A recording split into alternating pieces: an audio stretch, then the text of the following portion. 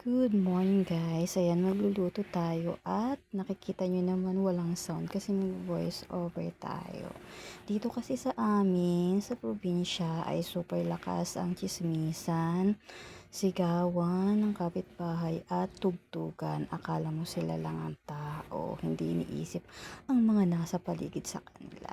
So ayan, voice over tayo guys. Ayan, nagisa na ako ng bawang sibuyas at luya. Ang ating lulutuin ay napakasimple sa tamad na kagaya kung sa araw na yan.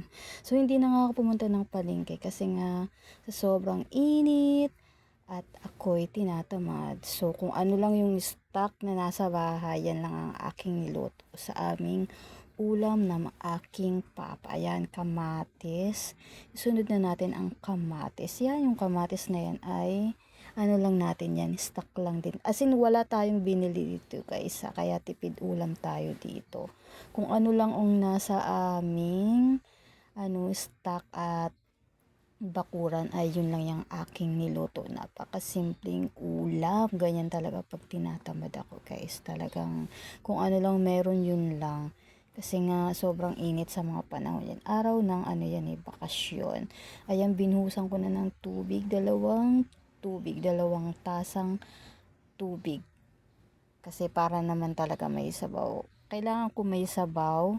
Kasi yung papa ko nga is laging hinahanap niya ang sabaw talaga sa pagkain. At ayan, binuhos ko na po ang ang cornstarch para naman may kunting lapot. At yung itlog na lang ay 3 itlog lang po. Kasi kami lang namang dalawa ni papa.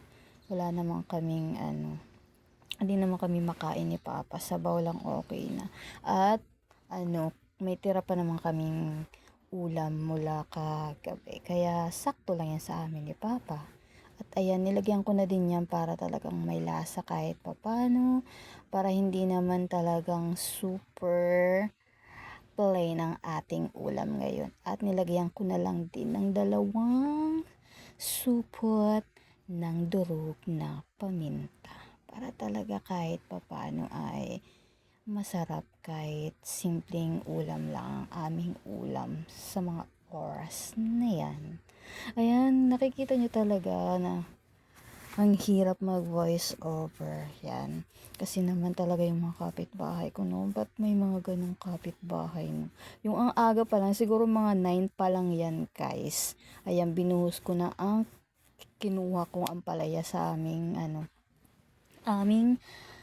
labas, sa aming paligid, sa aming bakuran. Ayan. Yun nga, balik tayo dun sa mga kapitbahay. Shoutout sa mga kapitbahay ko dyan. Sana naman alam nyo na hindi lang kayo.